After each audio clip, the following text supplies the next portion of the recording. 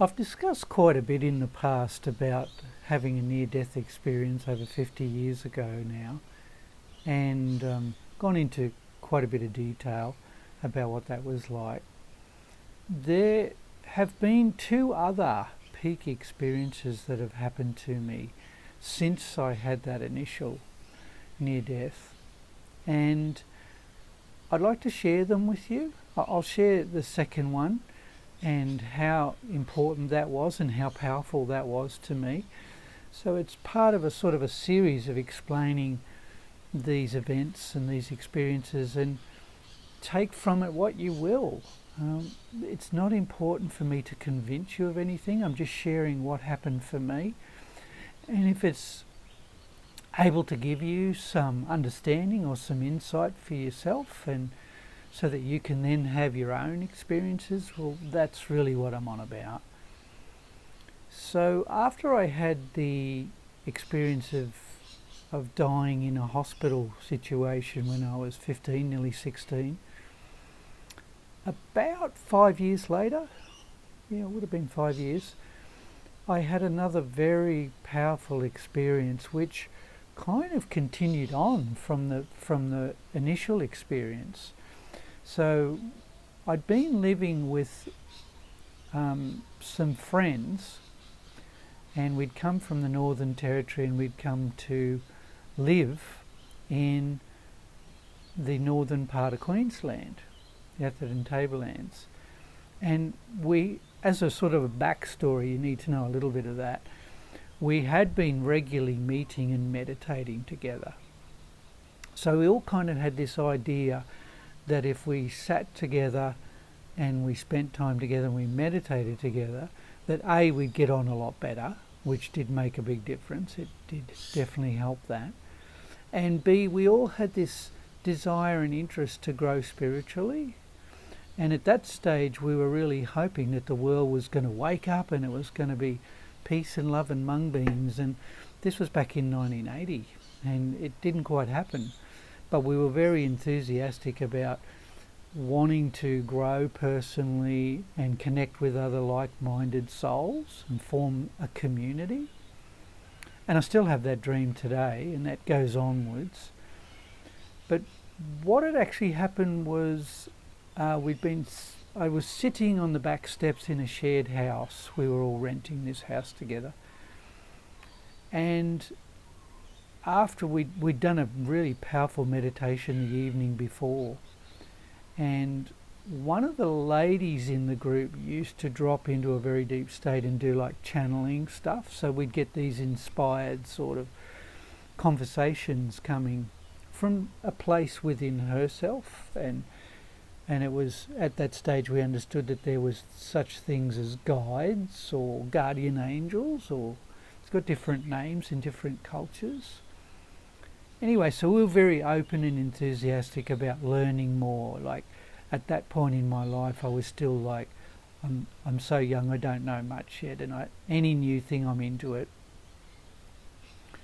So here I am sitting on the back steps of this newly rented house in the farmlands, and I'm looking out at these cane paddocks, and well, actually it wasn't cane, it was tobacco back then was being grown, and it was very peaceful, and we had some music playing in the background, and I just dropped into this state where it was like I was starting to go back into the near-death experience. So I was still very much in the body, but this sense of being opened happened again. So this sense of energy flowing into the top of my head, and I was probably in that space for a good 10 minutes.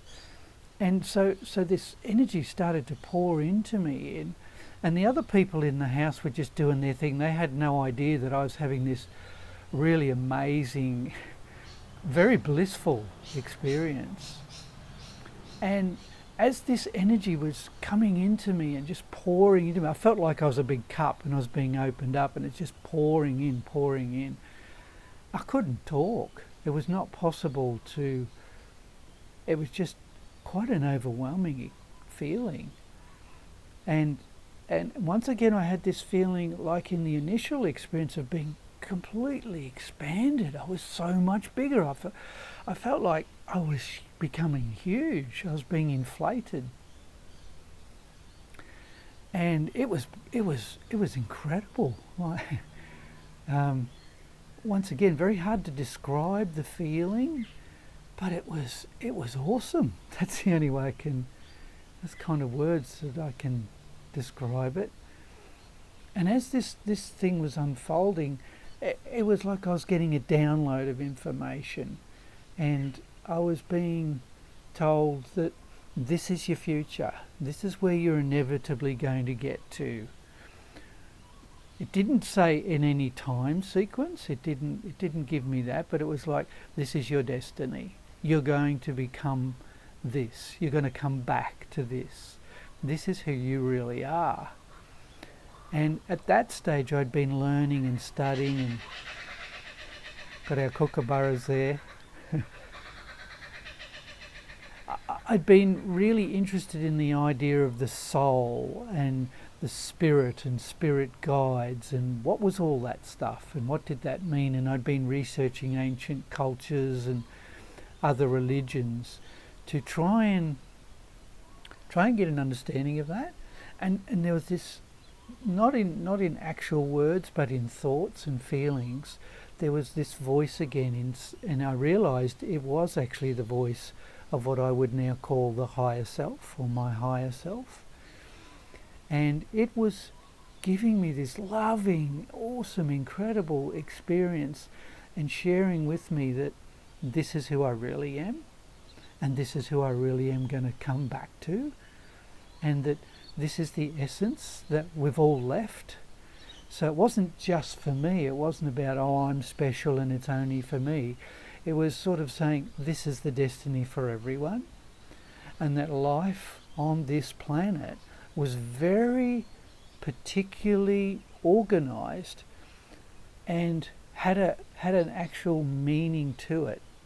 And it was sharing with me that being here in this physical form, that we collectively as humans had completely left home. We'd completely lost our way. And it actually said to me, because I'd grown up with Christianity as my background, Roman Catholic, it said, go back and have a look in the Bible with the story of the prodigal son. And it said that's kind of the essence of what I was being shown. And so it was like this leaving of home, leaving of the kingdom, if you want to call it that, and going on this journey and getting quite lost, and we all do this. We all leave home. We all have this experience of going, where the heck am I? Who am I? What's it all about?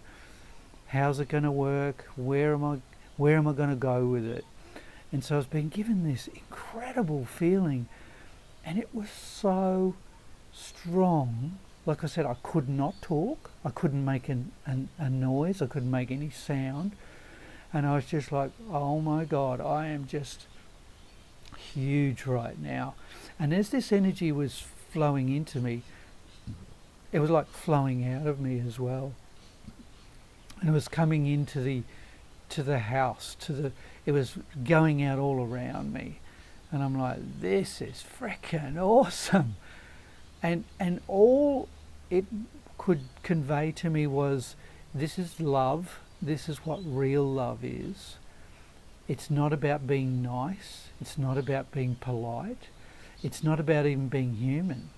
It was like I was being used for this energy to go through me and out.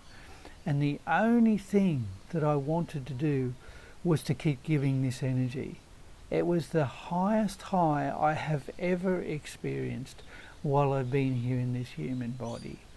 So it was the same feeling that I touched on when I had the near death, but it was like part 2. And it was just the most incredible experience. And after about 10 minutes, it then just began to ease down. The intensity eased down, and then slowly got less and less and less. It was like, okay, I've had the download now, and it began to just gently disperse, to diminish. But I was like, oh, and I could feel that my body, I could start to move again, I could start to speak. And I turned around and I said to the other people in the house, you would not believe what's just happened to me. And they went, oh really? Oh, far out, what is that? And I couldn't really at that stage put it into words. And they said, wow, you just look so different. Your eyes have gone this remarkable blue colour. And I said, I'll share it with you when I can, but I need to just go for a walk and kind of assimilate what's just happened to me. And I later realised that there was like part 2 of a series of experiences that I was going to have. And the good news, the thing I really want to impart to you is it's available for you too. This is not a special deal to selected ones. This is for all of us. And the time is coming more and more where this is becoming more accessible, more available. And so that souls en masse, millions of us, are going to experience the intensity of what it's like to go back home while still living here in a physical body. So I hope that gives you a bit of inspiration and upliftment for your days, especially if your days are a bit tough and life's a bit heavy. Hang in there, it's all totally worthwhile.